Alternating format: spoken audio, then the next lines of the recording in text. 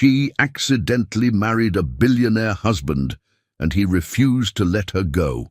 Hi, my very, very beautiful family. Welcome back to Mr. Peter's Stories. How are you, my beautiful family? I'm sorry I haven't been able to reply on time. I'm busy with Binta as we are on our honeymoon, so please don't mind. Here's a short, loving prayer for my beautiful family. Dear Lord, bless my beautiful family with peace, joy, and love. Protect them, provide for them, and answer their heart's desires. Keep us united, strong, and always surrounded by your grace. Amen. Also, my beautiful family, the response on my videos is getting lower day by day. I kindly request everyone to like and comment on this video. How many times have I told you, this channel is not only mine, it belongs to all of us. Don't forget, we are one family. Let's start with love. The chandeliers of the Grand Plaza Hotel ballroom cast a golden glow over the charity gala. Sabine Cove moved along the periphery, a shadow among shadows, her slim fingers balancing a tray of champagne flutes that caught and fractured the light. Her feet, accustomed to the demanding precision of dance, ached in the sensible black heels mandated by the catering company. 6 hours of this, and she'd have enough to cover next month's dance studio rental fees. The thought sustained her as another socialite plucked a glass from her tray without acknowledging her existence. "You're wasting your time with that one," murmured Julian, another server, as he passed. "Mrs. Harrington never tips. She thinks a smile from her is payment enough." Sabine allowed herself a small laugh, and here I was, planning to pay my rent. With smiles. Speaking of which, Julian nodded toward the entrance. The man of the hour has arrived, Rhys Thor himself. Worth watching. He's known to slip $100 bills to the staff he likes. Sabine followed Julian's gaze and felt her breath catch. Even from across the room, Rhys Thor commanded attention. Tall and broad-shouldered, he moved with the easy confidence of a man who had never known what it meant to be invisible. For the next hour, she navigated the crowd with practiced grace, her dancer's poise allowing her to weave between clusters of New York's elite without drawing attention. She'd perfected the art of being seen only when needed, a skill as valuable in service as it was on stage. "Champagne?" The deep voice caught her by surprise. She turned to find herself face to face with Rhys Thor. Up close, he was even more striking. Sharp cheekbones, a strong jaw, and eyes so intensely blue they seemed almost unnatural against his tanned skin. "Mr. Thor," she managed, extending her tray. "Of course." He studied her, his gaze lingering on her face. "You're not the usual staff they have at these functions." "No," she agreed, holding his gaze with more boldness than was strictly professional. "I'm not." Something flickered in his eyes, surprise perhaps at being addressed so directly. Most people, she imagined, approached him with careful deference. She was making her way back to the kitchen when disaster struck. A drunken guest stumbled into her path, colliding with her tray and sending champagne cascading down the front of her white shirt and black skirt. "Oh, God!" she gasped, the cold liquid seeping through the fabric. Humiliation burned hotter than anger as Sabine felt eyes turning her way. The catering manager appeared at her side, expression pinched with displeasure. "Go clean yourself up," she said tersely. "Use the staff restroom downstairs." "The nearest one is the guest powder room," Sabine pointed out, desperate to escape the stairs. "Fine, but be quick about it." The plush interior of the powder room was blessedly empty. She grabbed paper towels and began dabbing at the stains, fighting back tears of frustration. The door opened behind her, and she quickly straightened, forcing a neutral expression. But it wasn't another guest, it was Rhys Thor. "I'm sorry," he said, immediately stepping back. "I was looking for somewhere quiet to take a call. I must have taken a wrong turn." "It's fine," Sabine replied, acutely conscious of her bedraggled appearance. "I'm just dealing with a champagne casualty." Instead of leaving, he stepped fully into the powder room, letting the door swing shut behind him. From his pocket, he produced a crisp handkerchief. "Here," he offered. "Silk works better than paper for champagne." Sabine hesitated before accepting it. "You do this often? Rescue champagne-soaked servers in ladies' restrooms?" A smile broke across his face, transforming his features from merely handsome to devastating. "First time, actually. But I've had my share of wine spilled on me at charity functions." "I find that hard to believe," she said, dabbing at her skirt with his handkerchief. "You don't seem like the type people would dare to spill drinks on. When people are intimidated, they get clumsy." Sabine glanced up at him. "Is that your strategy? Intimidating people?" His eyebrows rose slightly. "Most people don't ask me such direct questions. Most people probably want something from you. And you don't?" She handed back his handkerchief, now stained with champagne. "Just directions to the nearest exit so I can continue my job without smelling like a winery." He laughed then, a rich sound that seemed to fill the small space.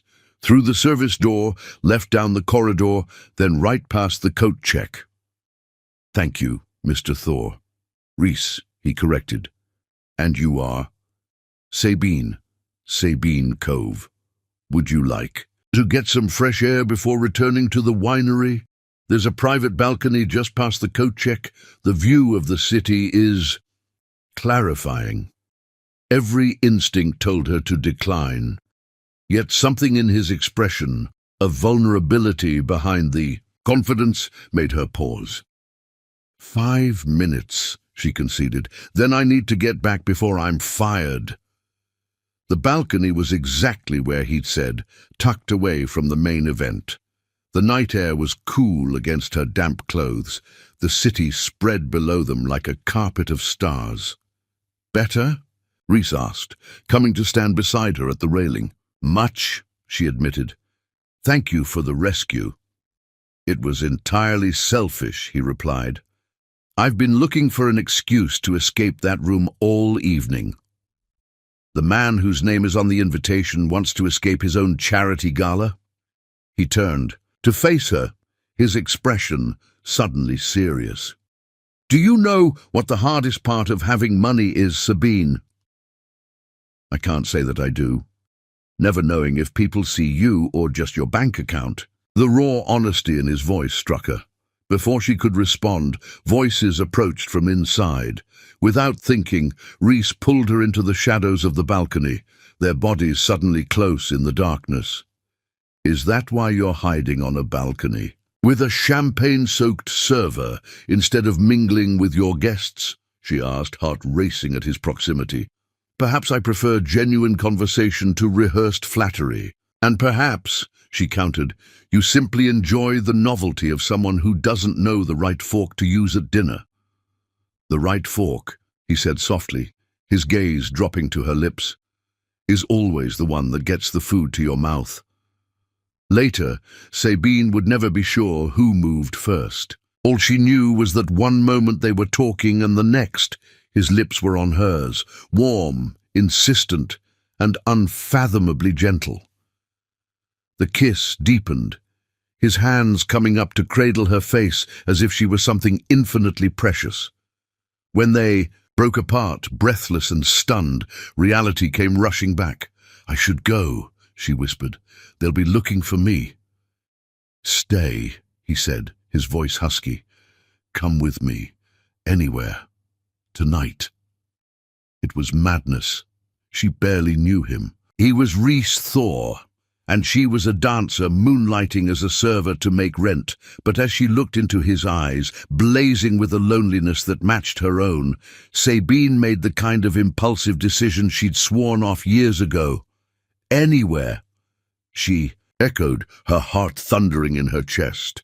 His smile was answer enough. 3 hours later, they were on his private jet, Las Vegas bound, drunk on champagne and the intoxicating feeling of having found something rare and precious in a world determined to keep them apart.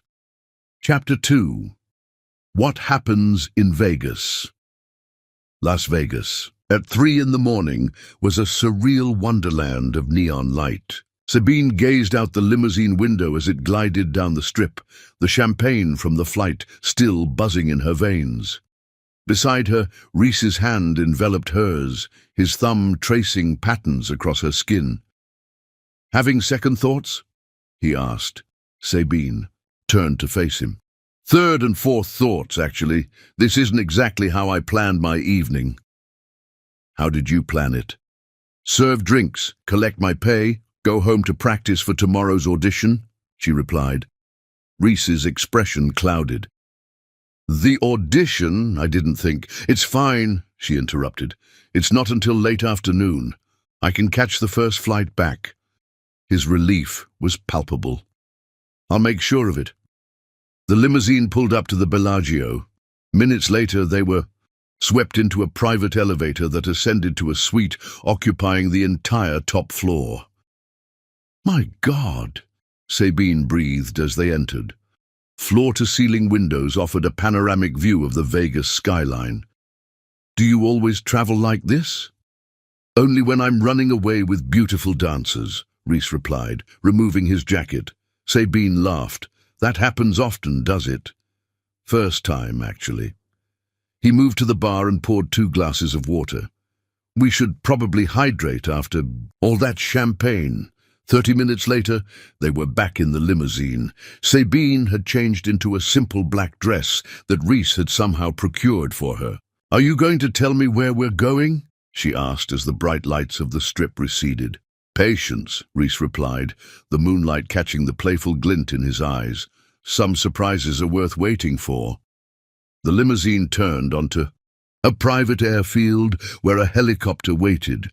They reached the Grand Canyon just as dawn broke, the sun transforming the rock from shadow to flame. "How did you arrange this so quickly?" Sabine asked, breathless from the view. Reese shrugged.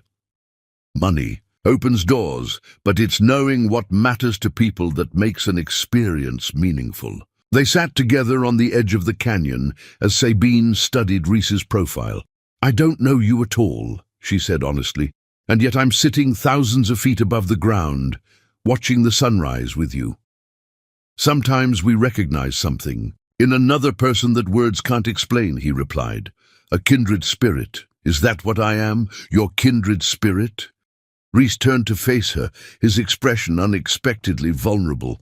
"I don't know what you are, Sabine Cove, but I know that when you looked at me last night, it was the first time in years I felt like someone was actually seeing me." Their kiss was gentler than the one on the balcony, a quiet exploration rather than a sudden ignition. They returned to Las Vegas as the city was waking, exploring the sights together. They played roulette at the Venetian, rode the roller coaster at New York, and shared cotton candy on the promenade. As day faded into evening, they found themselves at a small bar with a live jazz band, swaying together on the dance floor. Sabine moved with the natural grace of her training, while Reese matched her with surprisingly smooth steps. "You dance," she observed, pleasure warming her voice. "Ballroom lessons were part of my education," he admitted, "though I've never enjoyed it quite this much before."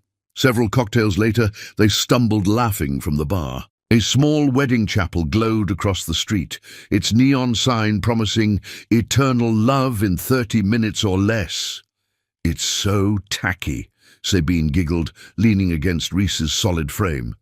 "Gloriously tacky," he agreed. Their eyes met, humor giving way to something deeper. "We wouldn't," Sabine whispered, but there wasn't much conviction in her voice. "Of course not," Reese replied, even as he took a step toward the chapel. "That would be absurd, completely absurd," she echoed, following him. They stood before the chapel door, the neon casting pink and blue shadows across their faces. Reese's expression grew serious, his fingers intertwining with hers. "Unless sometimes life gives you one perfect moment, and the only mistake is not seizing it." The next hours passed in a blur. An Elvis impersonator sang as they exchanged vows written on cocktail napkins. Plastic rings were exchanged until Reese slipped a more substantial band on her finger. "Just a loner," he promised, "until you choose what you want."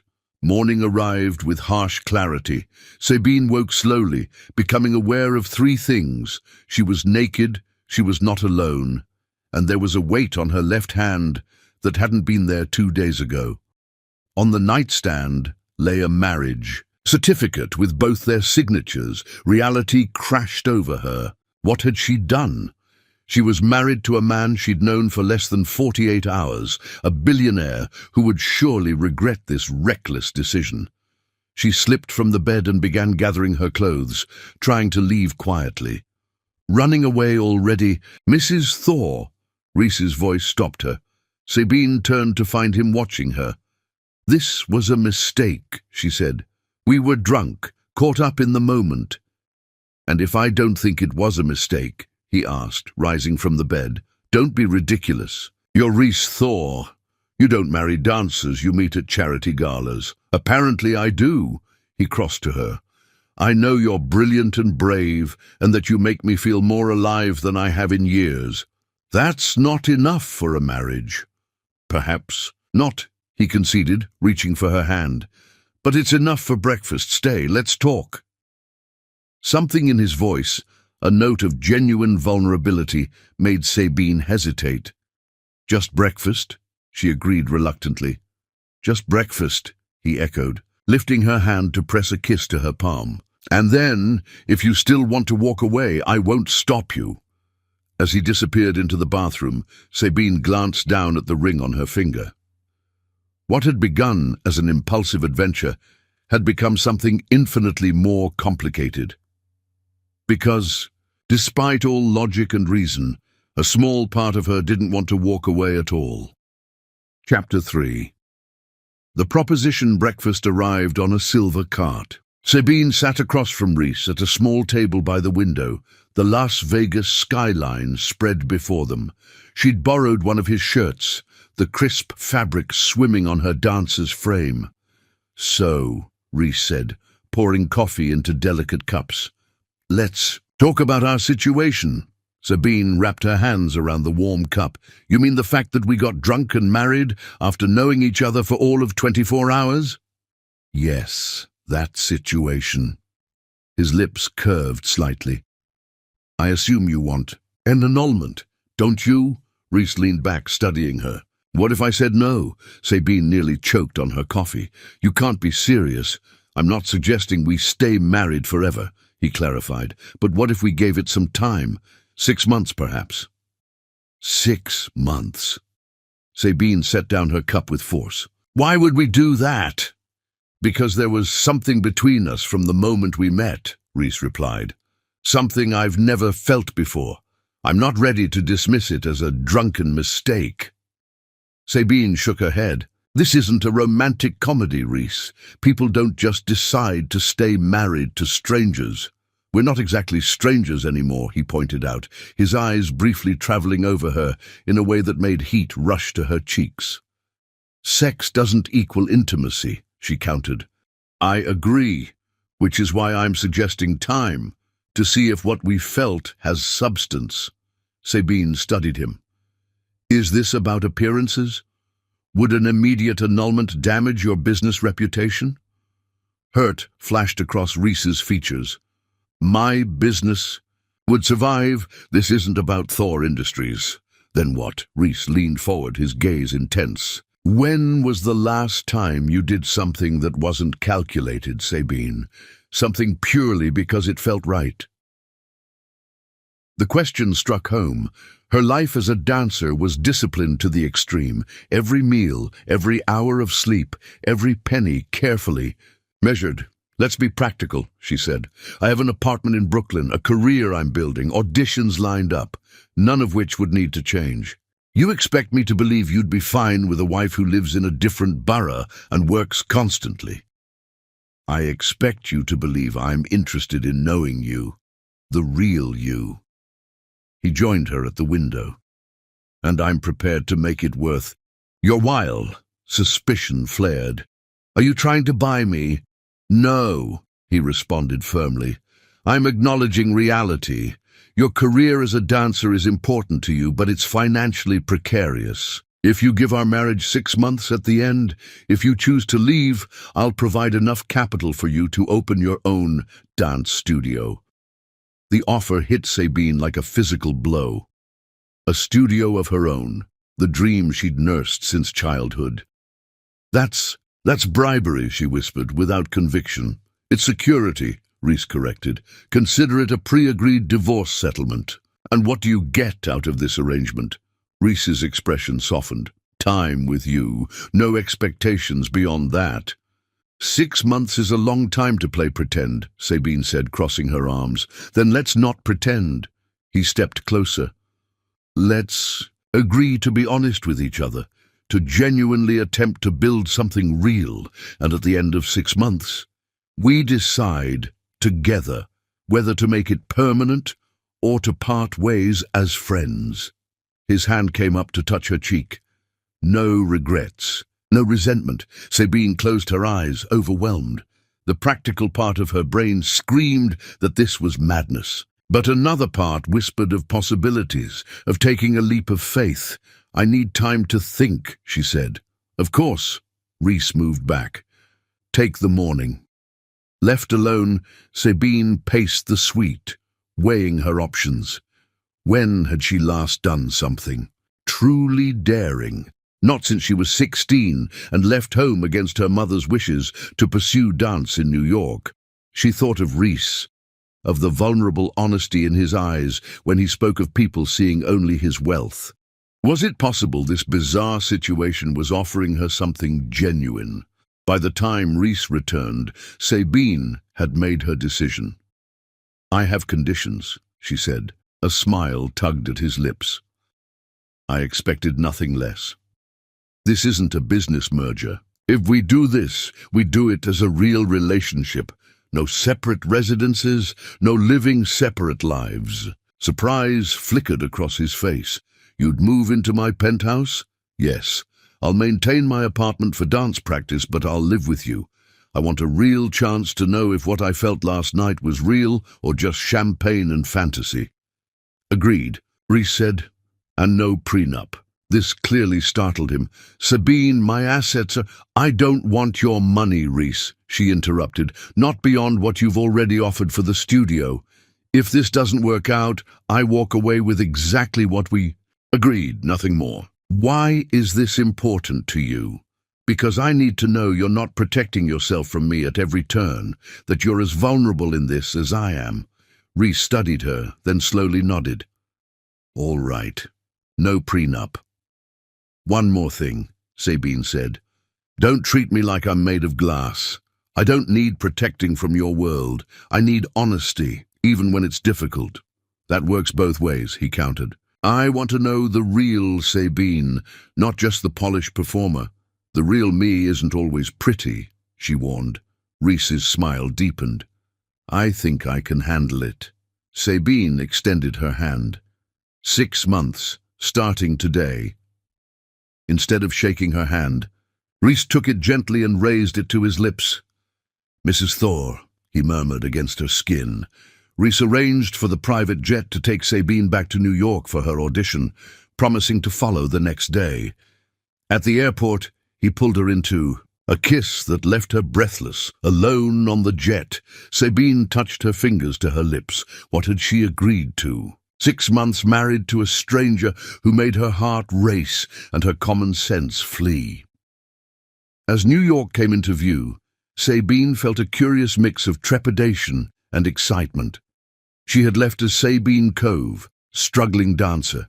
She was returning as Sabine Thor, wife of one of the most powerful men in the city. 6 months to discover if their impulsive Vegas connection could grow into something real. The ring on her finger caught the sunlight as the plane began its descent. 6 months. The clock was ticking. Chapter 4. Two Worlds. Collide. Sabine stood frozen in the private elevator that ascended to the penthouse, Reese's penthouse, where she would now be living. Her meager belongings had been delivered earlier that day. The doors slid open, revealing Reese waiting for her, his suit jacket discarded, sleeves rolled up to reveal strong forearms. "Welcome home," he said. The simple words weighted with significance. Sabine stepped out of the elevator, conscious of her worn dance bag and casual clothes. "This doesn't feel real," she admitted. "It'll take time." Reese took her bag from her shoulder. "I've cleared space for you in the master suite, but if you'd prefer your own room—" "No," Sabine interrupted. "If we're doing this, we're doing it properly. No half measures." The penthouse was impressive. Spanning the entire top floor of an exclusive building, it featured floor-to-ceiling windows, showcasing a panoramic view of the city. The kitchen.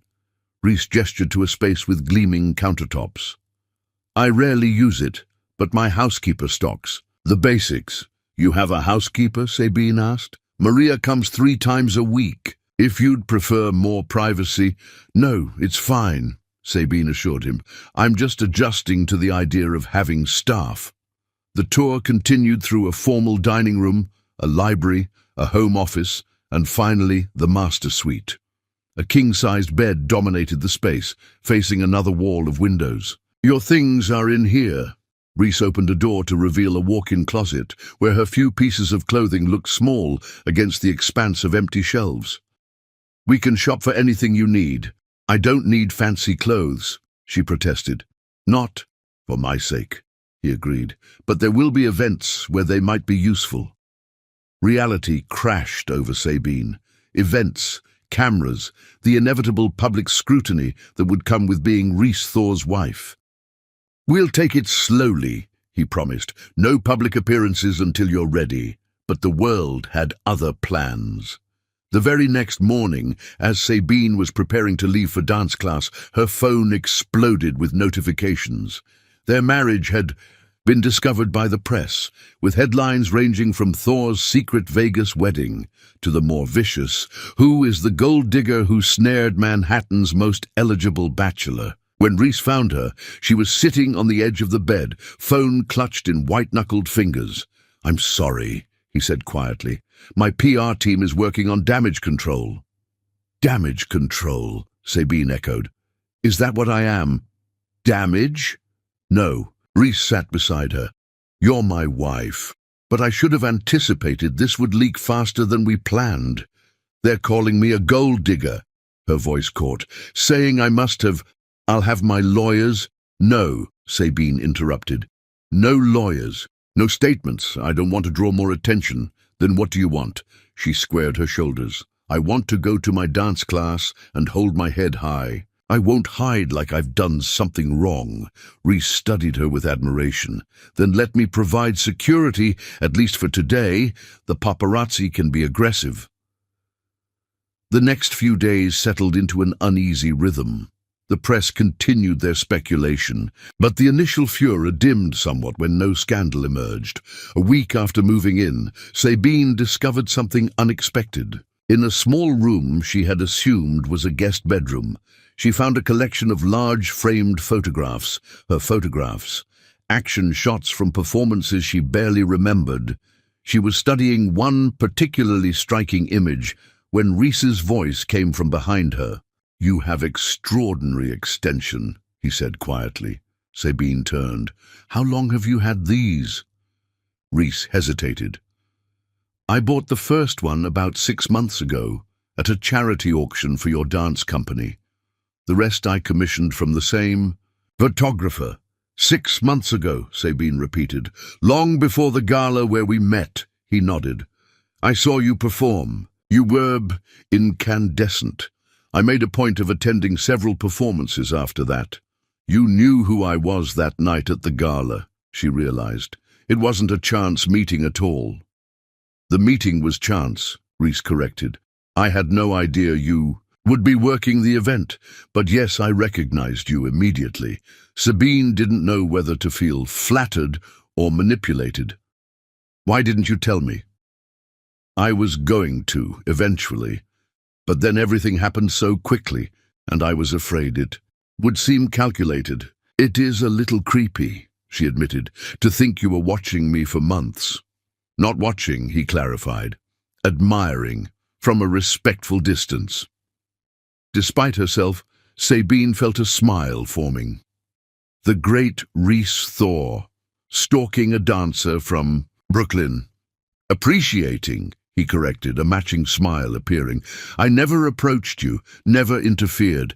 I just couldn't look away. The raw honesty in his voice made something warm unfurl in Sabine's chest. There was something touching about the idea that he had seen her, truly seen her, long before he knew her name. Show me your favorite, she requested softly. Reese led her to a photograph at the far end of the room. In it, Sabine was captured in a moment of perfect stillness, her body balanced on one leg, arms extended, face lifted toward the light. I've never seen myself like this, she whispered. This is how I see you, Reese replied, his voice intimate, strong, graceful, completely in your element. The air between them thickened with unspoken emotion. Since her move to the penthouse, they had maintained a careful physical distance. Sabine turned to face him, finding his eyes dark with desire and something deeper. Reese, she said softly.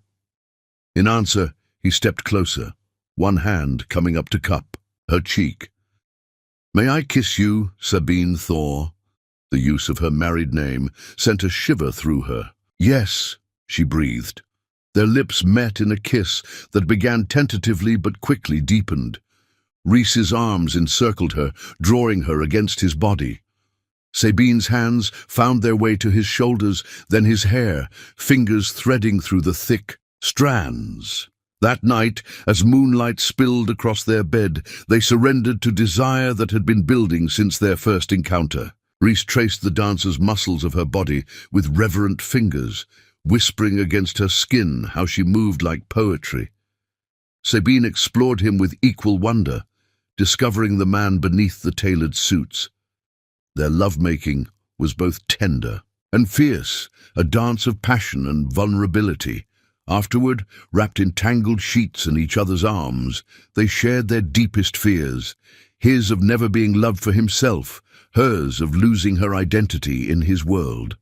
When tears filled her eyes at the intensity of her feelings, Reese kissed them away one by one. You've awakened something in me I thought was dead, he confessed in the darkness, his voice raw with emotion. Sabine placed her hand over his heart, feeling its steady rhythm beneath her palm, and knew she was already falling dangerously, irrevocably in love. Chapter 5. Beneath the surface. 3 weeks into their marriage, Sabine had adapted to parts of Reese's world with surprising ease. The penthouse now contained touches of her presence, dance books on the coffee table, her favorite, tea in the kitchen. She shuttled between the penthouse and her dance commitments, gradually finding rhythm in their shared life. But Reese himself remained something of an enigma. Though physically intimate, he maintained an emotional guardedness that frustrated her. He spoke freely of current events and business ventures, but rarely of his past or feelings. One evening, returning from rehearsal, Sabine found the penthouse empty except for a note. Working late. Don't wait up. Ah. It wasn't the first such note. In 3 weeks, there had been 5 nights when business had kept him away until early hours. Doubt crept in during these absences, fed by tabloid headlines that still speculated about their marriage. Hours later, Sabine was curled on the sofa with a novel when she heard the elevator doors open. Reese entered looking exhausted, his appearance somewhat rumpled, tie loosened. You're still up, he observed with surprise. Couldn't sleep, she replied. Long day? The longest. He poured himself a scotch. Henderson's trying to back out of the Shanghai deal. Sabine watched him take a sip, noting the tense set of his shoulders. You work too hard, she said softly. A ghost of a smile touched his lips. Someone has to. Why? The question slipped out before she could reconsider. You've built an empire, Reese. You have more money than you could spend in 10 lifetimes. Why keep pushing so hard? He set down his glass with deliberate care. Because that's who I am. I build things, I solve problems. That's what you do, Sabine corrected gently, not who you are. Something flickered in his eyes, vulnerability quickly masked. It's late. We should get some sleep.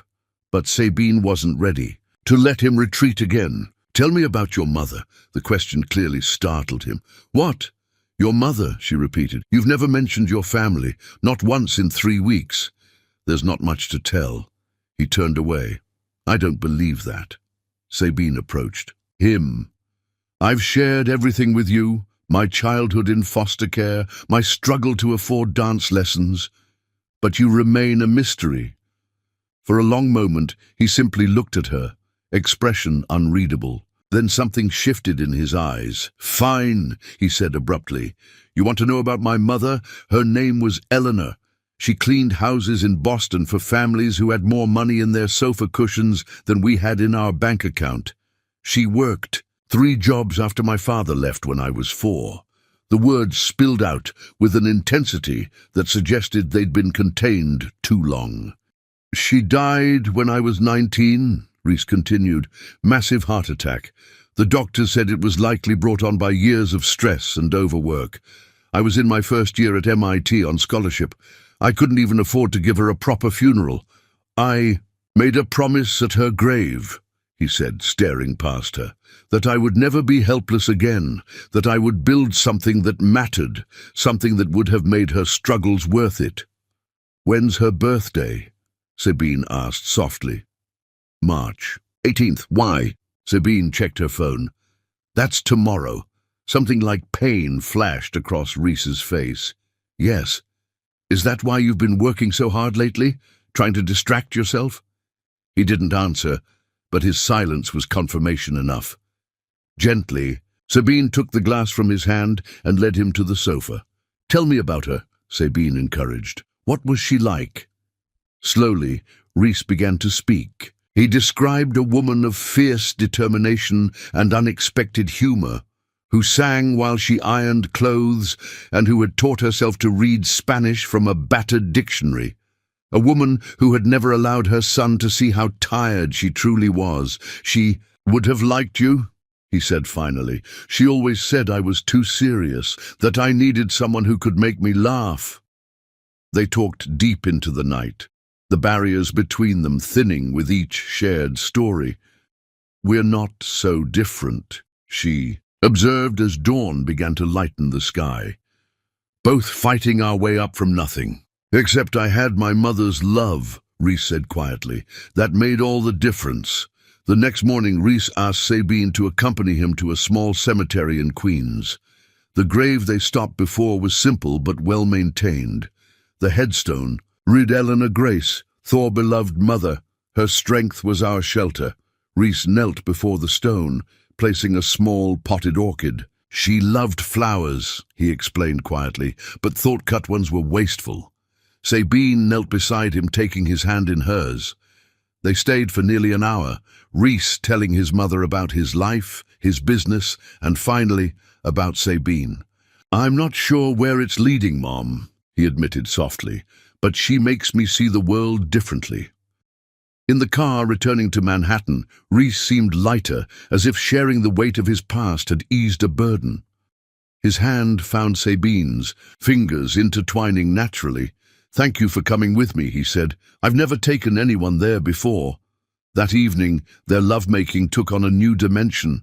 Tender, unhurried, a true communion. Afterward, as Sabine lay in Reese's arms, she felt a shift in their relationship. Sabine, Reese murmured, I think I'm falling in love with you. The words cracked something open in Sabine's chest. Fear and joy mingled as she realized she was already there. I think I'm already there, she whispered back, her hand finding his heart. Whatever came next, whether their 6 months led to forever or to a gentle parting, Sabine knew that something profound had happened. Beneath the surface of their arranged marriage, real love had taken root. Chapter 6. The old flame Sabine's life settled into a rhythm over the next month. Mornings were spent at dance rehearsals. Afternoons often included private practice at her old apartment-turned-studio, and evenings belonged to Reese. The press had largely moved on to fresher scandals, though she still occasionally caught paparazzi. Lurking near the dance studio, the Thor Industries annual charity gala, ironically, the same event where she'd first met Reese, was approaching, and it would mark Sabine's official debut as Mrs. Thor. Despite her growing confidence, the thought of facing New York's elite on Reese's arm made her stomach knot with anxiety. "They're just people," Reese assured her as they shared breakfast on the penthouse balcony, the early summer sun warming their skin. "Wealthy, powerful people, but still just people. People who've been speculating about me for months," Sabine reminded him, absently stirring her coffee. "I've seen the headlines. Gold digger, fortune hunter, dancer who snagged a billionaire." Reese reached across the table to take her hand. "You'll outshine them all. Besides, I'll be right beside you." His faith in her was touching, but did little to quell her nerves. Later that day, she found herself in a high-end boutique, staring at her reflection in a floor-length mirror. The gown they'd selected was midnight blue, cut to showcase her dancer's physique while maintaining an elegant simplicity. "You look stunning," the stylist gushed. "Mr. Thor will be speechless." As if summoned by the mention of his name, Sabine's phone lit up with a message from Reese. "Running late. Meeting with unexpected visitor. See you at home." The gown was carefully packaged, and Sabine headed back to the penthouse. The elevator doors opened directly into the living room, where she froze at the scene before her. Reese sat on the sofa, his posture tense. Across from him was a woman of startling beauty, tall, blonde, impeccably dressed in a cream suit that screamed old money. They both looked up at Sabine's entrance, the woman's perfect features registering. Surprise, then cool assessment. Reese stood quickly. "Sabine, this is Vivian Archer. Vivian, my wife, Sabine." "Wife?" The word still sent a small thrill through her despite the circumstances. "So you're real," Vivian said, her cultured voice carrying just a hint of mockery. "I thought perhaps you were an elaborate tax dodge." "Very real," Sabine replied, setting down her shopping bag. "And you are?" "An old friend," Vivian answered before Reese could speak. "Reese and I have known each other for years. Vivian and I were engaged." Reese clarified, his expression neutral. 3 years ago, the information hit Sabine like a physical blow. In all their conversations, he had never mentioned an engagement. "How interesting that he never mentioned me," Vivian observed, her smile as sharp as a blade. "But then Vegas marriages are so impulsive, aren't they? Hardly time for life histories." "Vivian," Reese's voice carried a warning, "I think we've concluded our business." "Have we?" She rose gracefully, collecting a sleek leather portfolio. "I suppose we have. For now." She turned to Sabine with a smile that didn't reach her eyes. "Lovely to meet you, Sabrina." "Sabine," she corrected automatically. "Of course." Vivian moved toward the elevator, then paused beside Sabine. "Word of advice? Don't get too comfortable. Reese's interest in novelty never lasts long." After she'd gone, a heavy silence descended on the penthouse. Sabine turned to Reese, who had the grace to look uncomfortable. "An engagement seems like something you might have mentioned," she said finally. "It was a long time ago," Reese replied, running a hand through his hair. "And it ended badly, not something I enjoy reminiscing about." She seems to think otherwise. Vivian sees what she wants to see. He moved toward Sabine, reaching for her hands. "Her father's company is struggling. She came to propose a merger." "A business merger? Or something more personal?" The question slipped out before Sabine could stop it. Reese's face softened. "There's nothing between Vivian and me. There hasn't been for years." Sabine wanted to believe him, but doubt had taken root. "Why did you end it?" He hesitated, choosing his words carefully. "We wanted different things. She wanted a society marriage, appearances, connections, proper bloodlines. I wanted a partner. And now, his hands tightened on hers. Now I have one. The moment was interrupted by Sabine's phone ringing. She glanced at the screen. Her dance. Company director. I need to take this, she said, stepping away from Reese. The call was brief but life-changing. When she disconnected, she turned to find Reese watching her intently. What is it? He asked. That was Madeleine Laurent, Sabine said, her voice barely above a whisper. She's the artistic director of Ballet Nouveau. The company in Paris? Reese's eyebrows rose. They want me to audition for a principal role in their new production. The words felt unreal even as she spoke them.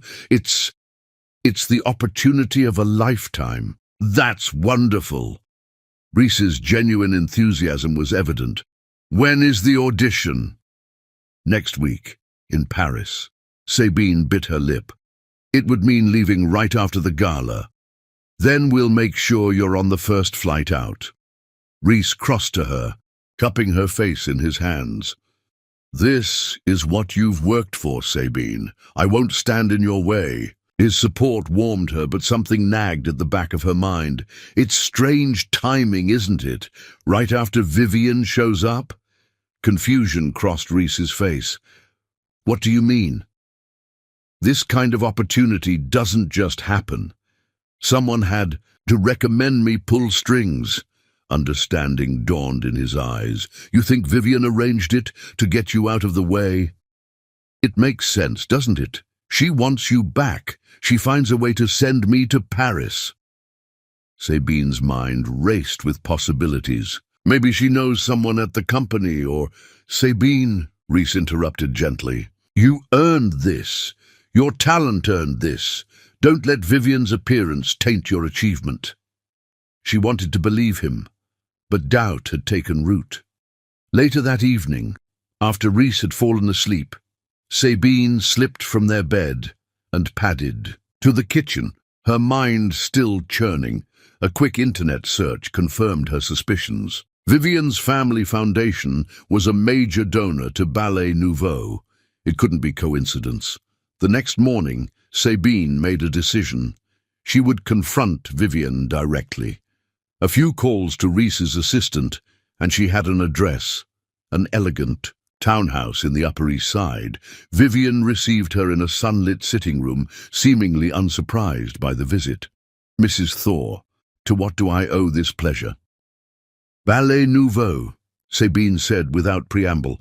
That was your doing, wasn't it? A smile curled Vivian's perfect lips. Aren't you the clever one? Yes, I made a call. Consider it a wedding gift. A gift that takes me to another continent? How? Thoughtful. It's a genuine opportunity, Vivian replied, sipping her tea. Your talent is not in question. But let's be honest, Reese will tire of playing house with his dancer bride.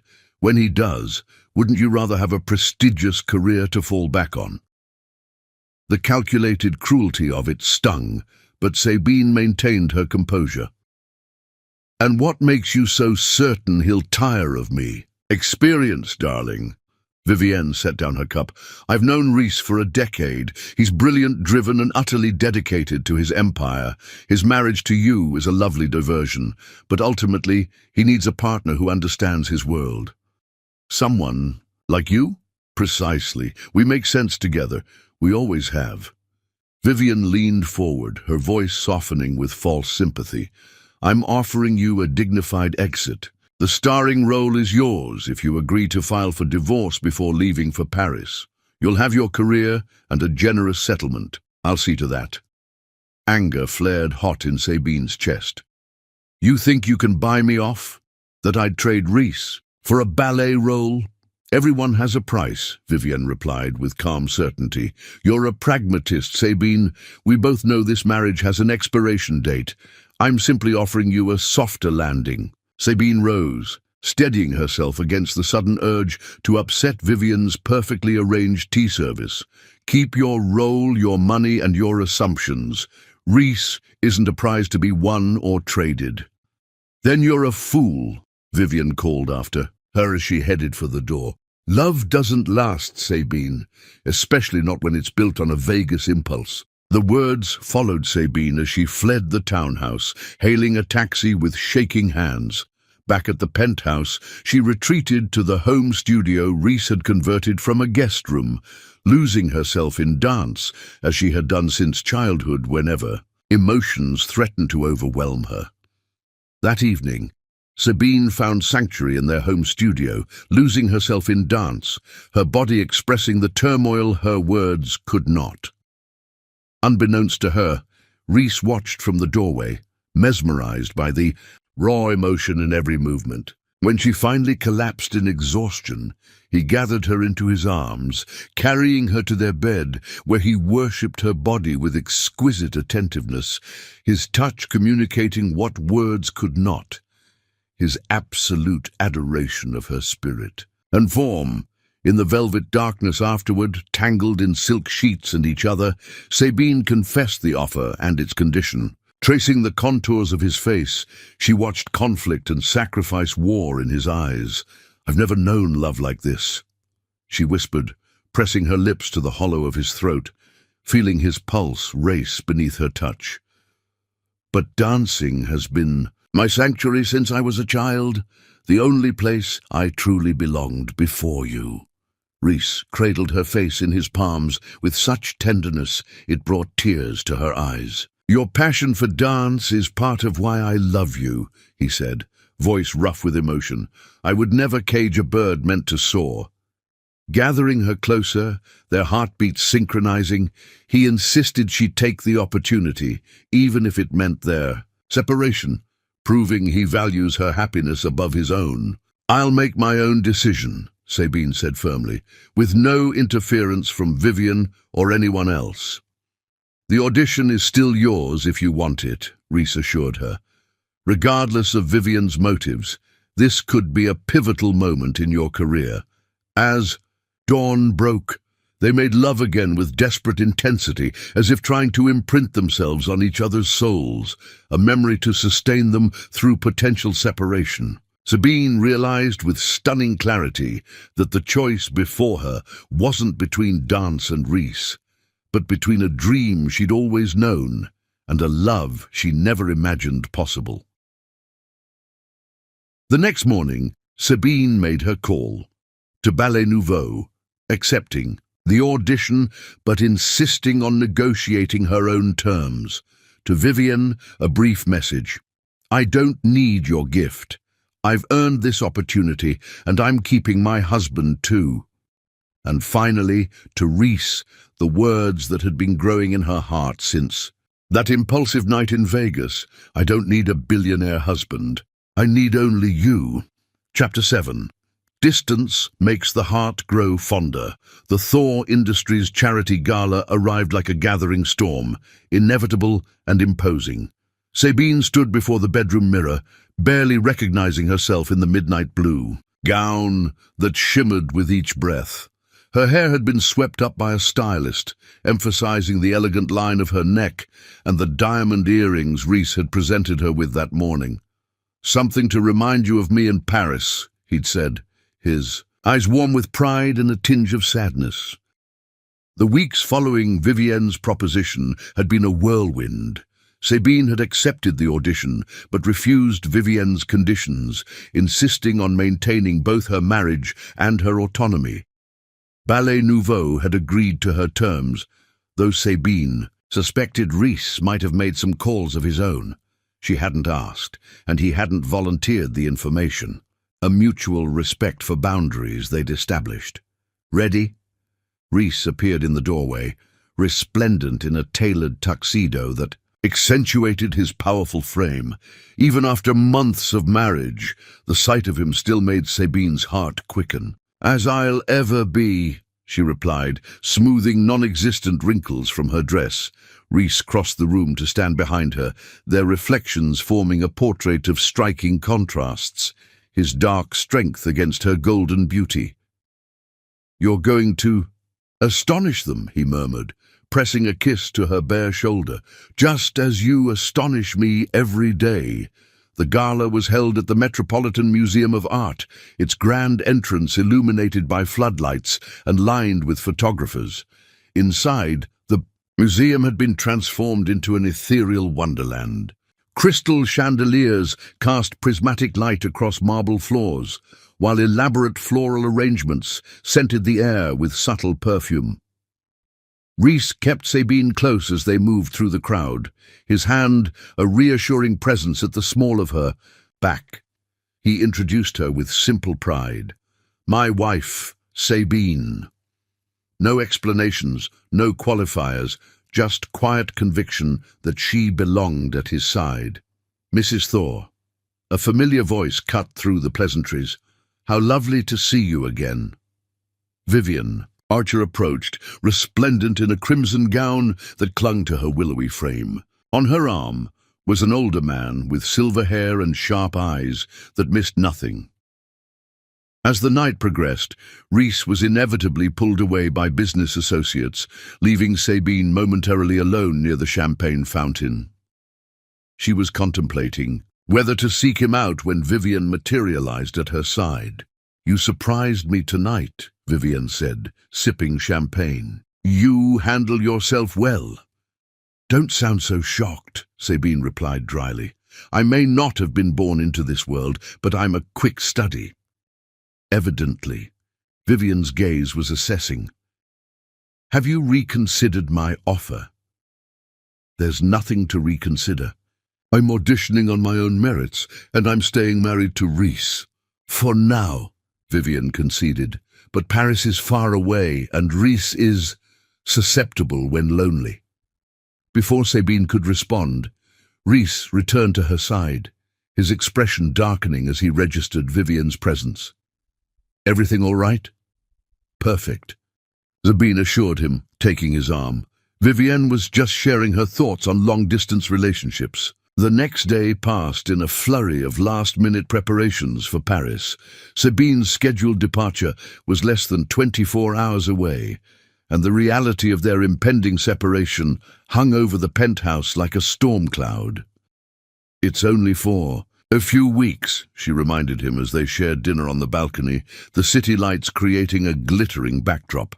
"If I get the role, we can discuss next steps then." Rhys nodded, but something in his expression suggested he was already anticipating her success and the inevitable decisions that would follow.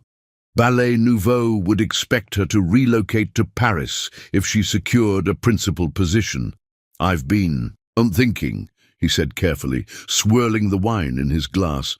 "Thor Industries has been considering a European expansion. Paris would be a logical headquarters." Sabine's fork paused halfway to her mouth. "Rhys, you can't reorganize your entire company just to follow me to Paris." "Not the entire company," he clarified, "just a new division. It's been in the planning stages for months." "Since when?" A flicker of discomfort crossed his face. "Since Vivian showed up." Understanding dawned. "You've been preparing for this. You knew I'd go to Paris." "I hoped you would," he corrected. "Because it's what you deserve. I just wanted to make sure that if you did, we would have options." The thoughtfulness of it, the quiet planning to ensure their marriage could weather her success, touched Sabine deeply. For the first time, she allowed herself to truly believe that what they had might last beyond their initial 6-month agreement. That night, their lovemaking held a new urgency, a desperate need to memorize each other before their separation. Their goodbye at the airport was briefer than either would have liked, constrained by security protocols and Rhys's unavoidable conference call. One last, lingering kiss, and then Sabine was through security, looking back to see Rhys watching her, his tall figure motionless amid the airport chaos. Paris welcomed her with unexpected warmth for early autumn. The city was everything she had imagined, elegant, romantic, steeped in history and art. Le Meurice was palatial, her suite overlooking the Tuileries gardens in regal splendor. But as Sabine unpacked her dance gear that evening, the opulence felt hollow without Rhys to share it. The first week passed in a blur of rehearsals and preliminary auditions. Ballet Nouveau was housed in a magnificent old theatre near the opera. Garnier, its studios flooded with natural light that streamed through arched windows. The company's reputation for demanding excellence was well earned. By the end of each day, Sabine's muscles screamed in protest, and her point shoes were stained with fresh blood. Rhys called every evening, his voice a lifeline across the ocean. He described board meetings and development projects, asked detailed questions about her rehearsals, and always ended with the same quiet affirmation, "I miss you, Sabine Thor." 2 weeks into her Paris sojourn, disaster struck. The artistic director, Madame Laurent, had been working Sabine and the other principal candidates mercilessly, preparing them for the final audition. During a particularly challenging sequence, Sabine felt something tear in her calf, a searing pain that sent her crashing to the floor. The company doctor diagnosed a moderate strain, not serious enough to end her chances, but requiring at least 3 days of complete rest. Sabine returned to the hotel in despair, facing the reality that her competitors would be perfecting their performances while she was confined to ice packs and elevation. "It's over," she told Rhys during their nightly call, fighting back tears. "They won't wait for me to recover." "Have they said that?" His voice was calm, steadying. "No, but then it's not over," he interrupted firmly. "Rest, heal, show them what resilience looks like." His confidence sustained her through 3 agonizing days of forced inactivity. When she finally returned to the studio, Madame Laurent worked her harder than ever, as if testing whether injury had weakened her resolve. It hadn't. If anything, the setback had sharpened Sabine's determination to prove herself worthy. The night before the final audition, Sabine was attempting to quiet her nerves with a hot bath when a knock came at her suite door. Wrapping herself in the hotel's plush robe, she answered to find a bellhop holding an enormous bouquet of white roses and a small package. The card with the flowers read simply, "Dance like no one is watching, even though I wish I could be. All my love are." The package contained a delicate gold chain with a small pendant, a perfect miniature of a dancer in mid-leap. Sabine clasped it around her neck, the metal warm against her skin, and felt oddly protected, as if Rhys had found a way to be with her after all. The final audition was held on the main stage, with the entire artistic staff watching from the darkened auditorium. Sabine, wearing the pendant beneath her simple black leotard, moved through her variation with a transcendent quality that silenced even the most critical judges. When the music ended, she held her final pose for a breathless moment before Madame. Laurent's voice cut through the silence. "Bien. Very good, Madame Thor. We will notify all candidates of our decision by tomorrow evening." Exhausted but exhilarated, Sabine returned to her hotel to find a message waiting from Rhys. "Whatever happens, I'm proud of you. Call when you can." But before she could reach for her phone, dizziness overtook her. A wave of fatigue so profound that she barely made it to the bed before everything went black. She woke to the hotel phone ringing insistently. Disoriented, Sabine fumbled for the receiver, her throat parched and head pounding. "Madame Thor?" The concierge's voice was concerned. "Your husband has been trying to reach you for hours. He's quite worried." "What time is it?" Sabine managed, struggling to focus. "Nearly 9 in the evening, madame. Shall I put him through?" 9. She'd been unconscious for over 5 hours. "Yes, please." Rhys's voice was tight with worry. "Sabine, are you all right?"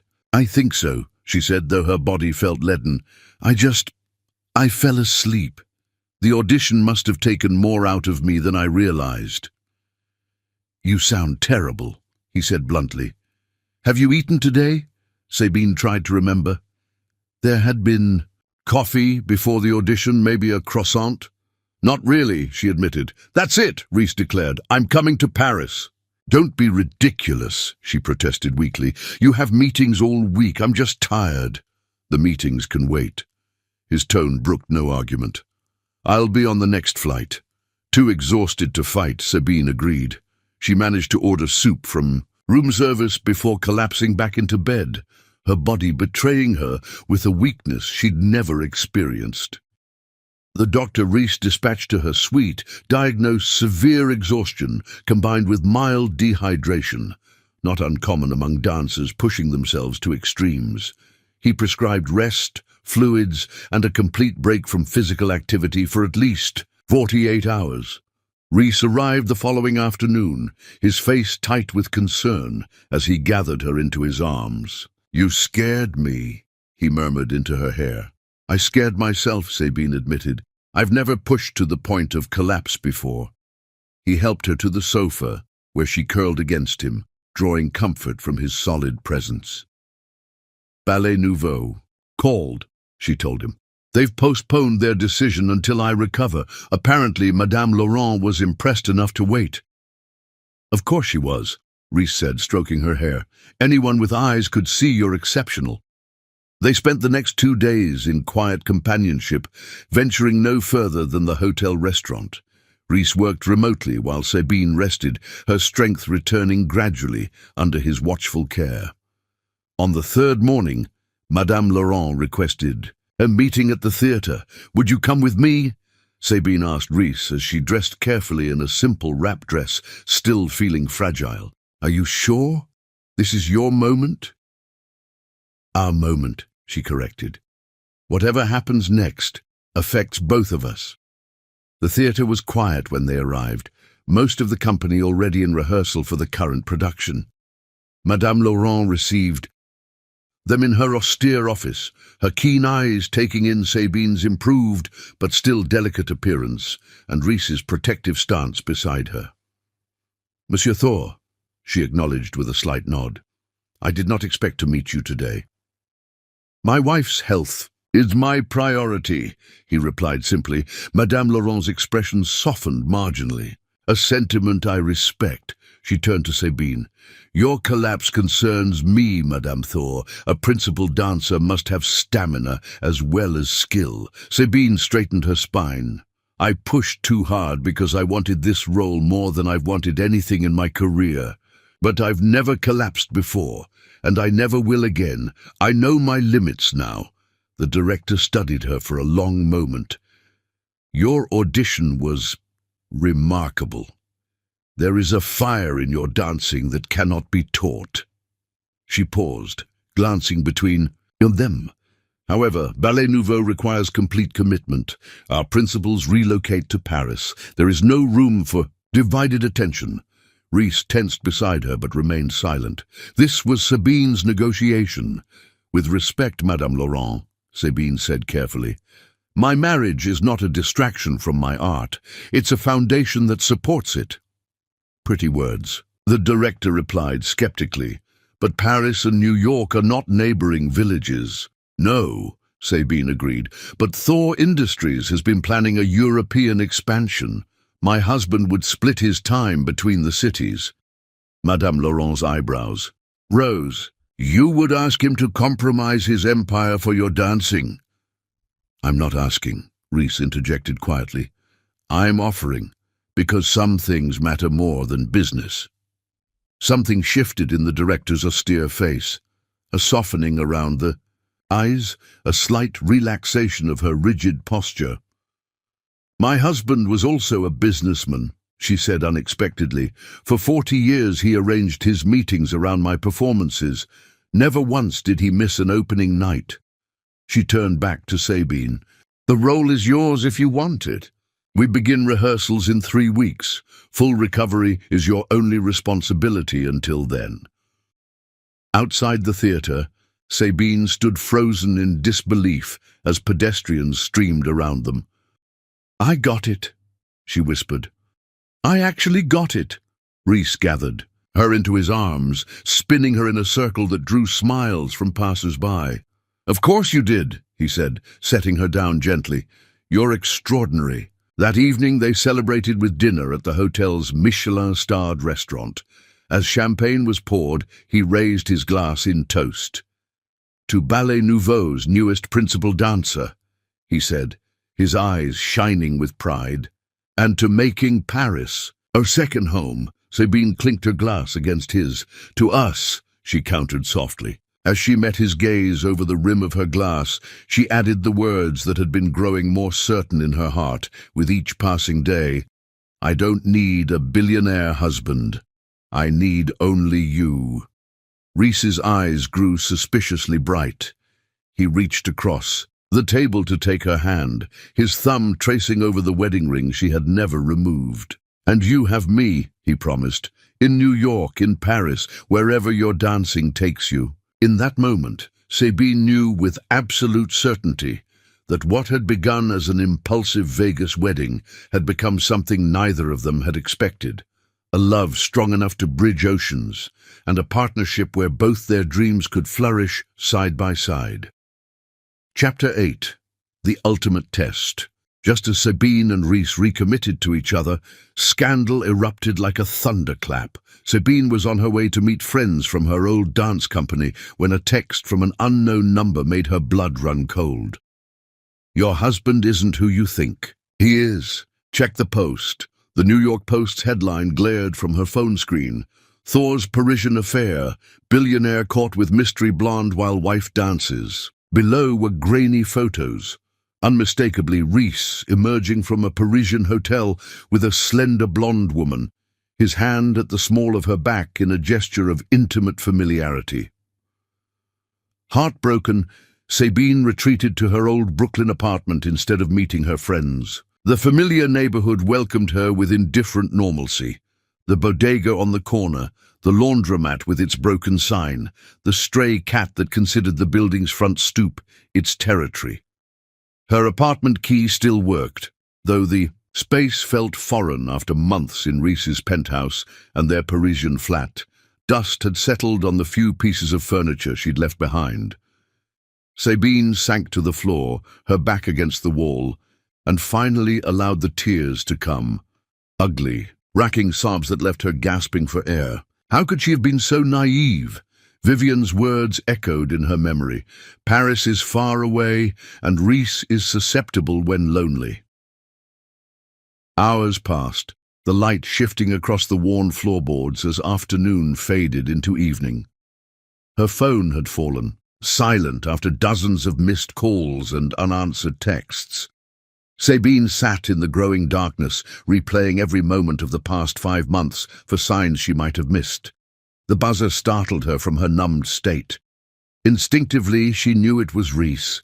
For a moment, she considered ignoring it, but some stubborn part of her needed to hear his explanation, even if it was just more lies.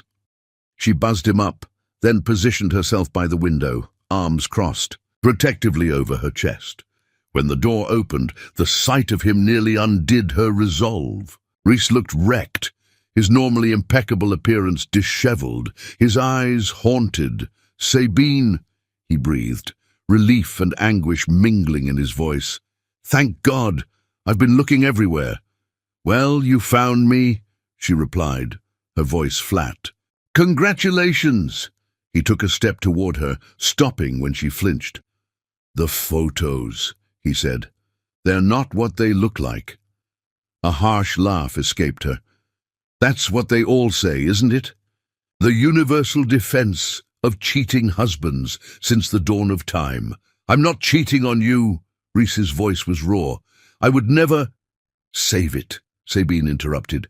"I saw the pictures, Reese. I saw your hand on her back, the exact same way you touch me. Don't insult my intelligence by denying it." "That woman is Elise Durant," Reese said, his voice steady despite the pain in his eyes. "She's the lead architect for the Paris headquarters renovation. We had lunch to discuss the project. Then she accompanied me to view a potential residence for us." "In a hotel?" Sabine challenged. "The Ritz has a newly renovated suite that the realtor thought might give us ideas for our own place," Reese explained. Elise came along to offer her professional opinion on the structural possibilities. The explanation sounded plausible, but doubt had taken firm root in Sabine's heart. Convenient, she said coldly. And I suppose you have proof? Yes, Reese replied, reaching into his jacket. He withdrew his phone and pulled up his calendar. Here's the appointment with the realtor. And here, he scrolled to his email, is the follow-up from Elise with her recommendations for the apartment renovations. Sabine glanced at the screen, then away. It proved nothing. Why didn't you tell me about this meeting? Because I wanted it to be a surprise, Reese admitted.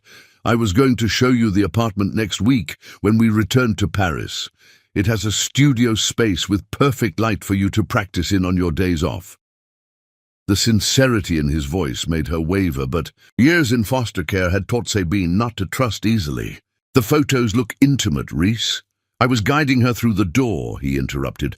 The photos are deliberately misleading. Deliberately, Sabine repeated. What do you mean? A shadow crossed Reese's face. I think we both know who would benefit from destroying our marriage. Vivian, Sabine whispered, the pieces falling into place. Reese nodded grimly. The timing is too perfect. These photos appear just as we're approaching the end of our 6-month agreement. Doubt warred with hope in Sabine's heart. She wanted desperately to believe him, but fear held her back. How can I know for sure? She asked, her voice barely audible. Call Elise, Reese suggested immediately. Talk to her yourself or the realtor. Check with the hotel about our appointment. He stepped closer, cautiously. Or you could choose to trust me, Sabine. Trust what we've built together. Trust that I love you too much to ever betray you this way. Before she could respond, Reese's phone rang. It's my lawyer. The Post is running a follow-up story tomorrow. I need to take this. He stepped into the hallway, closing the door partway but not completely. A small act of transparency that didn't go unnoticed. When he returned, his expression was grim. The legal team wants me to make a statement, issue a denial, threaten a lawsuit. All the usual tactics. And what do you want to do? Sabine asked. Reese met her gaze directly. I want to protect you from this ugliness. But more than that, I want to do whatever it takes to earn back your trust. The vulnerability in his expression struck Sabine to her core. This was not the face of a guilty man spinning excuses. I need time, she said finally, to think, to process. Disappointment flickered in his eyes, but he nodded. Of course, I'll go back to the penthouse. You can stay here if you prefer. At the threshold, he turned back. Sabine, he said softly, I've spent my entire adult life building walls to protect myself from getting hurt. Then you crashed into my world and somehow got past every defense I'd constructed. I would cut off my right arm before I would willingly hurt you. Please remember that while you're thinking. Then he was gone, the door closing with a quiet click behind him. Sleep eluded her that night. By dawn, she had reached a decision, though it brought her little peace. Reese answered her text immediately. Meet me at the penthouse at noon. When she arrived, she found him in the living room, standing by the windows that overlooked the city. He turned at the sound of the elevator, hope and fear warring in his expression. I've decided, Sabine said without preamble, her voice steadier than she felt. I'm going to the gala tonight. Confusion crossed his face. The Thor Industries Winter Gala was that evening, a major charity event they had both been expected to attend before the scandal broke. The gala, he repeated. I assumed we would cancel. No, Sabine cut him off. I want to go. As your wife. Understanding dawned slowly in his eyes. You believe me, he said, wonder in his voice. I choose to, Sabine clarified. And I refuse to let tabloid gossip dictate our lives. Reese crossed the room in 3 long strides, stopping just short of touching her. Sabine, he breathed, her name a prayer on his lips. She raised a hand to his cheek, the first contact she'd initiated since seeing those photos. I don't know if trust comes naturally to either of us, she said softly. But I'm choosing to believe in what we've built together, in us. The gala was held at the Natural History Museum, transformed into a winter wonderland of silver and blue. Every prominent figure in New York society would be there, including Sabine's suspected Vivian Archer. Her gown for the evening was a creation of silver sequins that caught the light with every movement, making her appear to be wrapped in starlight. Reese, handsome in his tuxedo, watched her with undisguised adoration. "You look like a goddess," he said simply. They arrived fashionably late, making their entrance arm in arm, faces composed in serene unity, despite the scandal still circulating in whispers. Sabine felt the weight of 100 stares, but Reese's solid presence beside her grounded her. Near the champagne fountain, they encountered Vivian. She stood with a group of society matrons, resplendent in emerald green that set off her golden hair. "Reese," she greeted, her voice honey over steel. "And Sabine, how unexpected to see you both here tonight." "Why unexpected?" Reese asked pleasantly. "We're celebrating the Foundation's work, just as we do every year." "Well, given the unfortunate publicity," Vivian trailed off delicately. "Such a shame how the media twists innocent situations." Something in her tone confirmed what Sabine had suspected. She stepped forward, her own smile as sharp as a blade. "Yes, it is a shame," Sabine agreed, almost as if someone deliberately tipped off photographers to create a specific narrative. Color bloomed high on Vivienne's perfect cheekbones.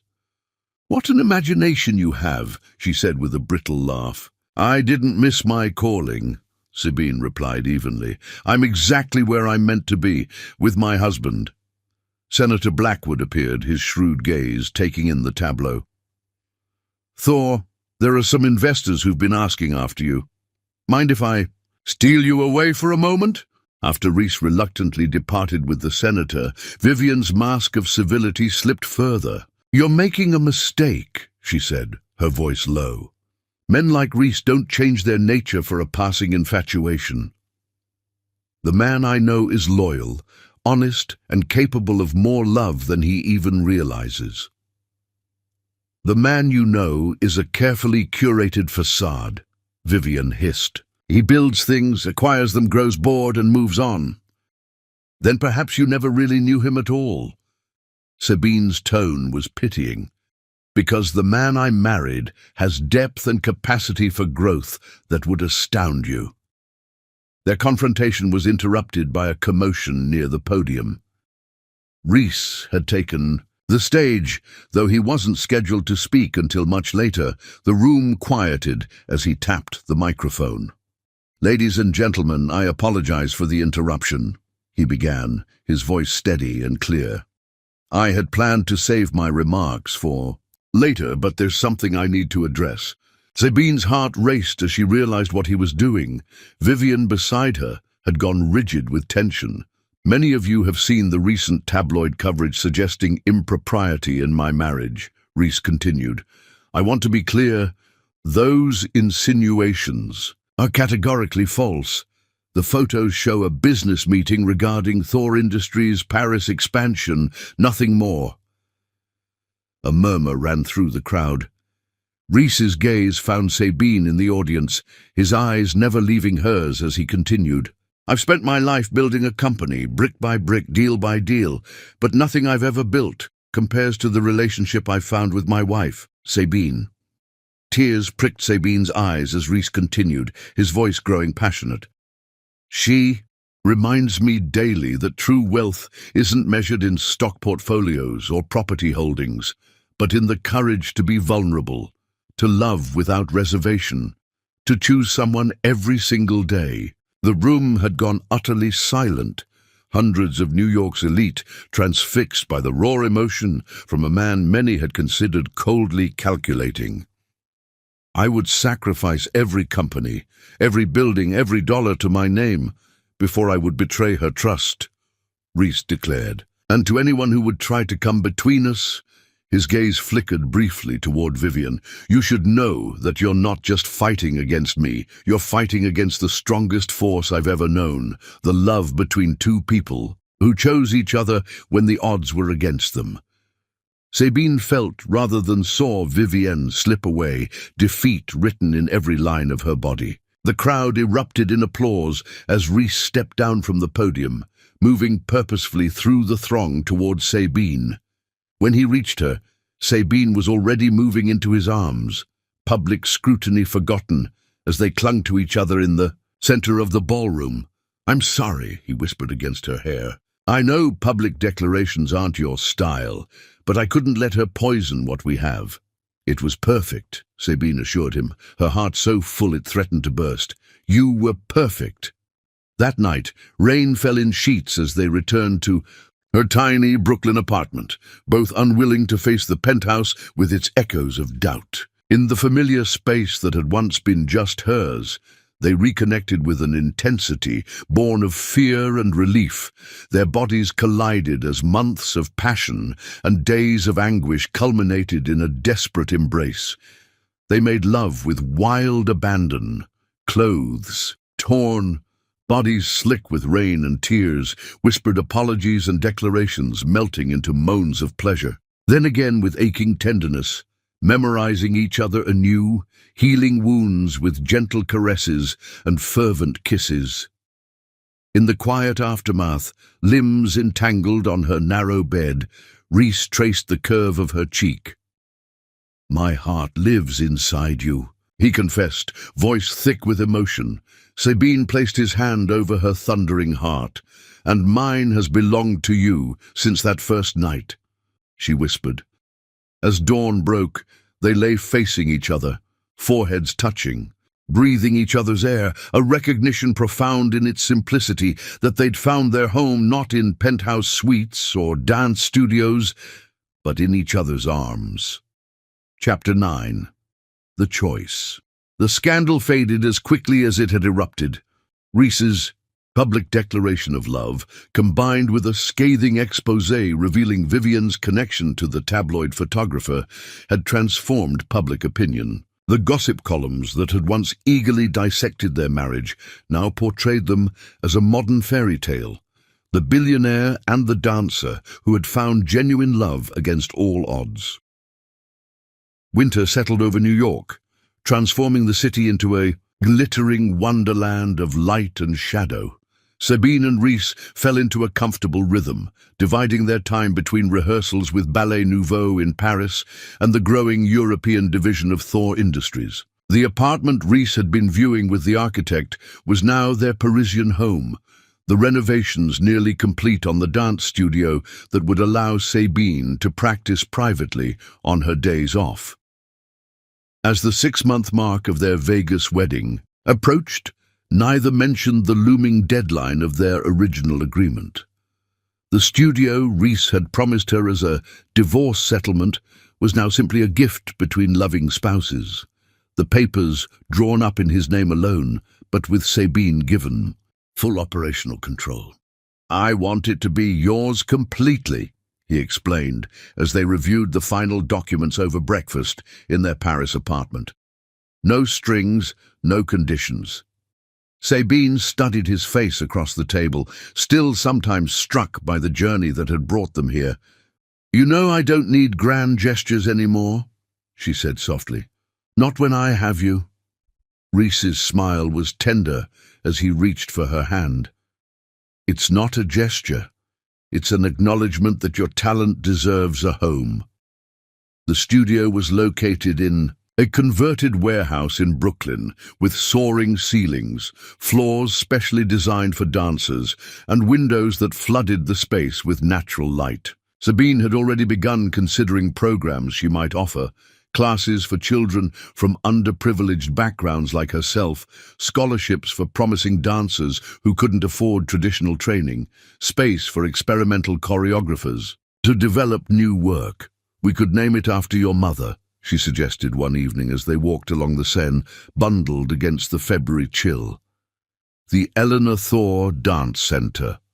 Rhys's steps faltered, emotion flickering across his face. She would have loved that, he said finally, almost as much as she would have loved you.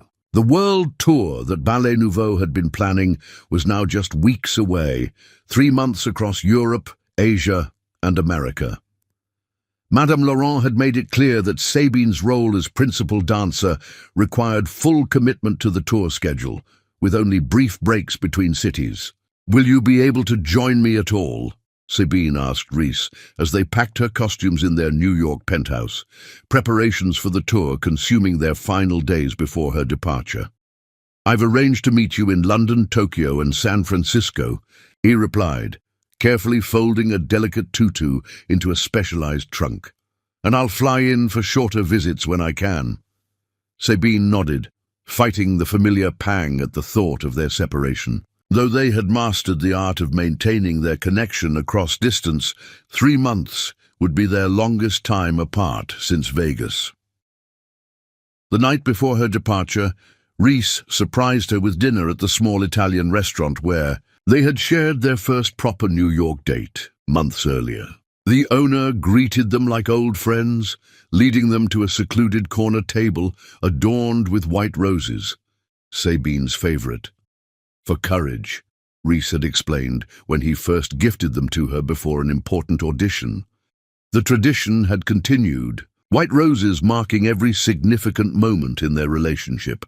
As they lingered over tiramisu, Sabine noticed Rhys growing increasingly pensive, his gaze often drifting to her face as if memorizing her features. "What are you thinking?" she asked, covering his hand with hers across the table. For a moment he seemed to struggle for words, unusual for a man whose corporate presentations were legendary for their eloquence. "I'm thinking about Vegas," he said finally, "about how different my life would be if I hadn't followed you onto that balcony. Probably less complicated," Sabine teased gently.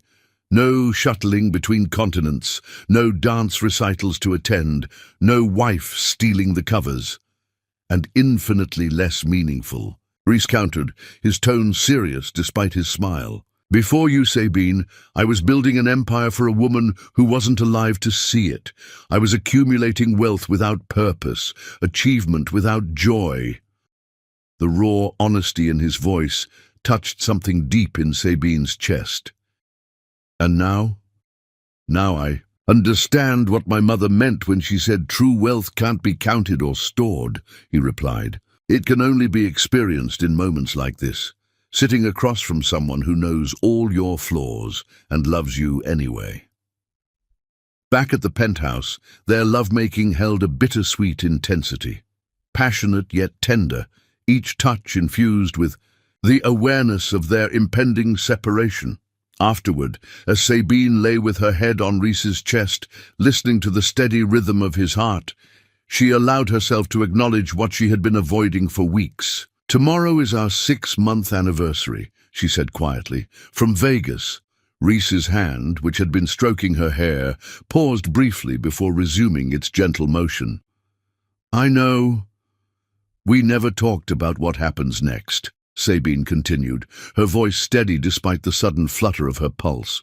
"Our agreement was for 6 months, and then we would decide whether to make it permanent or part as friends," Rhys finished, his voice carefully neutral. "I remember." Sabine propped herself up on one elbow to look into his face, needing to see his expression. "Do you want to talk about it now?" Something flickered in Rhys's eyes, vulnerability perhaps, or uncertainty. "I thought, with the tour starting tomorrow, maybe it wasn't the right time to make major decisions." The hesitation in his voice sent a chill through Sabine. Had she misread everything? After all they had been through, was he still uncertain about their future? "I see," she said, working to keep her voice even. "So you'd prefer to—" "What?" "Extend the trial period?" Rhys sat up, the sheet pooling around his waist as he ran a hand through his hair in a gesture she recognized as discomfort. "That's not what I meant. I just thought, with your career taking such an important turn, you might want to focus on the tour without the pressure of being married?" Sabine finished, a knot forming in her throat. "Of feeling obligated to me," Reese corrected gently. "Sabine, I want you to have everything you've ever dreamed of. The starring role, the world tour, the recognition your talent deserves. I never want to be the reason you compromise your art." Understanding dawned slowly. He wasn't expressing doubt.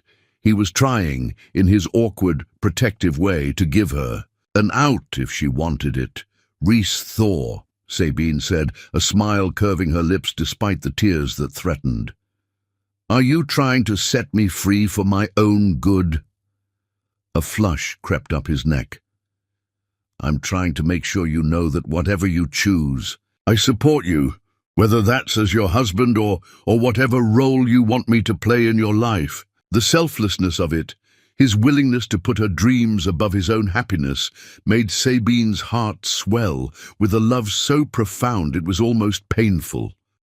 "You ridiculous man," she whispered, cupping his face in her hands. "Haven't you figured it out yet? You're not separate from my dreams. You're part of them." Reese's eyes searched hers, hope warring with lingering doubt. "The tour is an incredible opportunity that I can seize precisely because I have you supporting me," Sabine interrupted. "Do you think I could take these risks, fly across the world, push my boundaries, if I didn't have the certainty of you to come home to? You'd be magnificent with or without me," Reese insisted, though his arms tightened around her waist, betraying his need for her. "Maybe," Sabine conceded, "but I'd rather be magnificent with you." She kissed him softly. A promise. In the gentle press of her lips. "Our 6 months are up, Reese Thor, and I choose to stay. Not because of a studio or security or any of the practical reasons we told ourselves in Vegas. I choose to stay because I love you. Because what began as an impulsive decision has grown into the most real thing I've ever known. Relief and joy." Transformed Reese's expression, years seeming to fall away as he gathered her closer. "I've been carrying this around for weeks," he confessed, reaching into the nightstand drawer to withdraw a small velvet box, waiting for the right moment, afraid of pressuring you. Inside lay a ring unlike any Sabine had seen, a central diamond, surrounded by smaller stones, set in a pattern that echoed the movement of a dancer in mid-leap. "It's not to replace your wedding band," Reese explained quickly. "It's a recommitment, a symbol that what started by accident in Vegas is something I now choose with my whole heart, for as long as you'll have me." Tears spilled down Sabine's cheeks as she extended her hand, allowing him to slide the ring alongside the simple band she had never removed. "Forever," she whispered. "That's how long I'll have you." Morning came too quickly, the first rays of dawn finding them still awake, wrapped in each other's arms, reluctant to surrender to the reality of her departure. Sabine's flight to Paris was scheduled for noon, the Ballet Nouveau company departing for London the following day to begin their international tour. At the airport, their goodbye was poignant but not desperate, a parting tempered by the certainty of reunion. Reese kissed her with gentle passion, then rested his forehead against hers. "Dance like the goddess you are," he murmured. "I'll be in the audience in London, cheering louder than anyone." Sabine smiled through her tears, clutching the lapel of his coat as if to imprint the feel of him on her memory. "I'll save you a bow," she promised. As she moved through security, Sabine touched the rings on her left hand, the simple band from Vegas and the exquisite new ring that Reese had designed himself, physical symbols of a journey that had transformed them both. On the plane, as New York receded beneath her, Sabine reflected on the improbable path that had led her here. From foster child to dancer to billionaire's wife, labels that described the outline of her life but failed to capture its essence. The true journey had been internal, learning to trust, to love, to believe that happiness wasn't a temporary state to be snatched at, but a choice to be made every day. 6 months ago, she had stood at the precipice of a decision, wondering if she dared to leap into the unknown with a stranger who had touched something in her soul. Now, as the plane soared above the clouds, Sabine recognized that the real leap of faith hadn't been saying yes in Vegas. It had been choosing day after day to build something lasting from an impulsive beginning. The world tour awaited, with its challenges and triumphs, its new cities and audiences. Beyond that, a future she couldn't fully imagine. Perhaps children someday, definitely the dance school, certainly a life split between continents. The details were hazy, but the foundation was solid. Whatever came next, she and Reese would face it together. Their accidental marriage transformed into a partnership chosen with clear eyes and full hearts. Sabine closed her eyes, feeling the gentle weight of her rings, and smiled. Some journeys, she had learned, were meant to be shared, and this one, improbable as it had once seemed, was just beginning.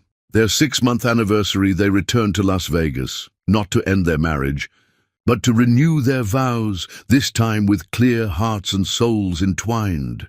Under a canopy of stars, Sabine walked toward Reese in a gown that caught the moonlight, her eyes never leaving his. When they exchanged vows, Reese's voice broke with emotion as he promised to cherish her not for a lifetime, but for eternity.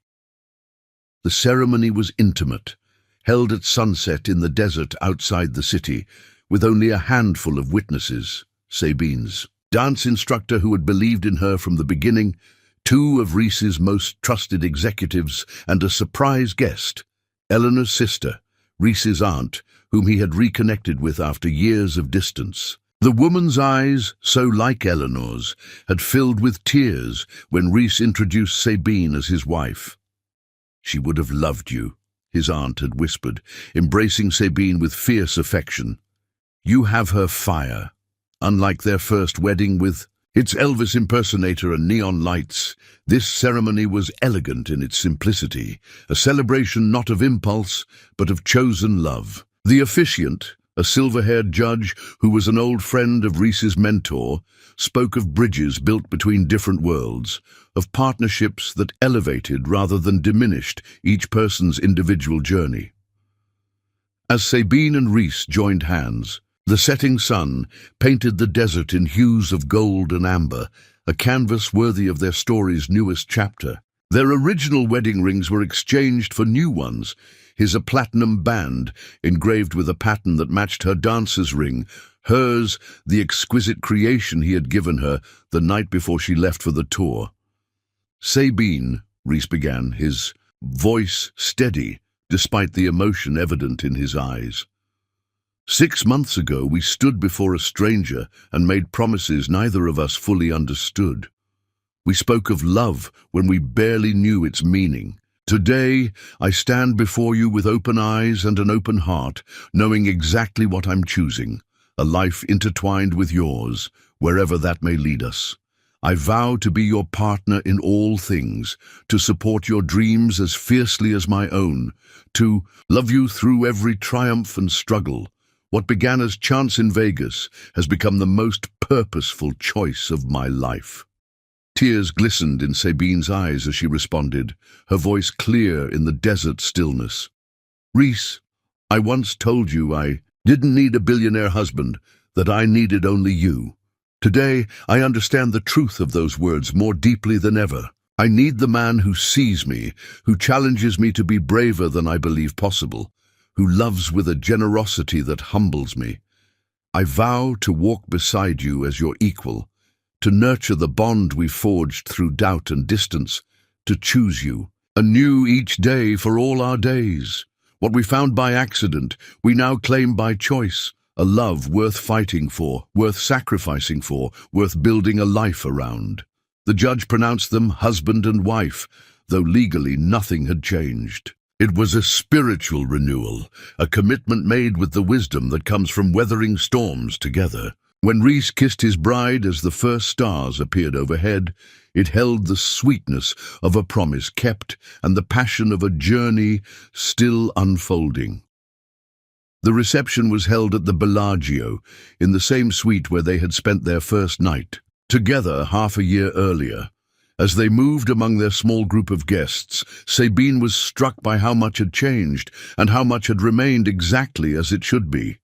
The chemistry that had drawn them together that first night still crackled between them, but it had been deepened by knowledge, by struggle, by the daily choice to build something lasting.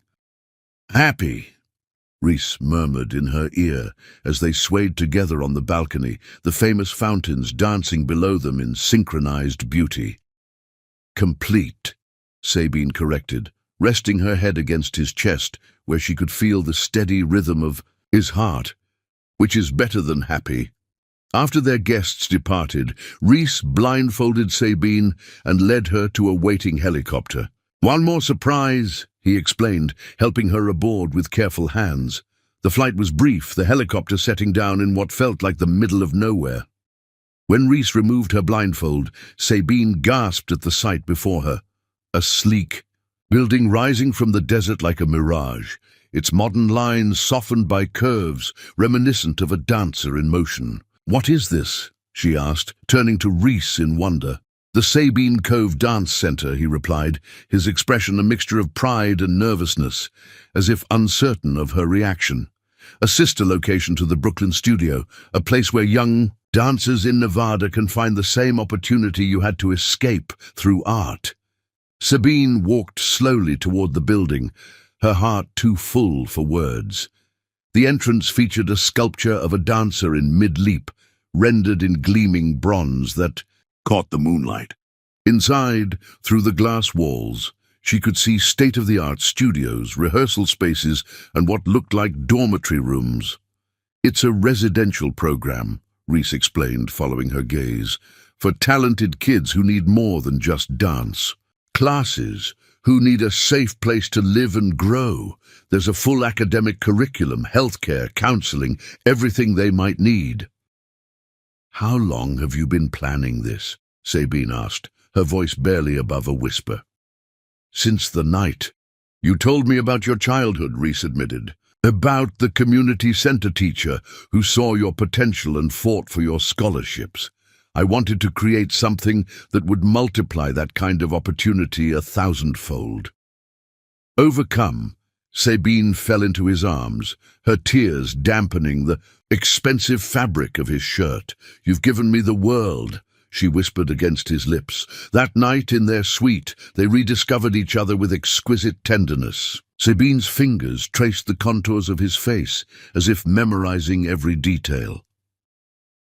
"I never knew love could feel like this," she confessed, her voice thick with emotion.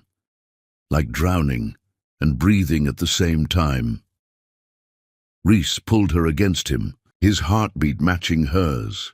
"Every success, every dollar, every achievement, they were all empty until you," he said, his hands caressing her skin as if she were made of the finest porcelain. "You've taught me that the greatest wealth is loving, and being loved in return." As dawn broke, they stood on the balcony, wrapped in nothing but sheets and each other's arms, looking out at the city that brought them together. Sabine turned in his embrace, tears glistening in her eyes. "I accidentally married a billionaire," she said, pressing her palm against his chest, feeling his heart race beneath her touch. "But I deliberately fell in love with the man whose soul speaks to mine." Rhys lifted her into his arms, cradling her against his chest as their lips met in a kiss that promised forever. "I will never let you go," he vowed, his voice a caress against her skin. "Not because you're mine to possess, but because we belong to each other, two halves of one heart." As they made love with the rising sun painting their bodies in gold, Sabine knew with absolute certainty that in Rhys's arms she had found something far more precious than any fortune, a passion that burns brighter than 1,000 stars, and a love so profound it transcends time itself, a love that feels like coming home to a place she never knew she was searching for. Their journey had come full circle, back to the city where fate had thrown them together. What had begun in Vegas as an impulsive decision fueled by champagne and chemistry had transformed into a love story neither could have imagined. One built on trust, painstakingly earned, on dreams shared rather than sacrificed, on the daily choice to see each other clearly and love anyway. In the months and years that followed, their lives continued to intertwine in ever more complex and beautiful patterns. The dance center in Nevada flourished, becoming a haven for children with Sabine's talent and determination, but without her luck. Reese divided his time between Thor Industries' growing global empire and supporting Sabine's blossoming career, never missing an opening night, no matter what business crisis might be unfolding.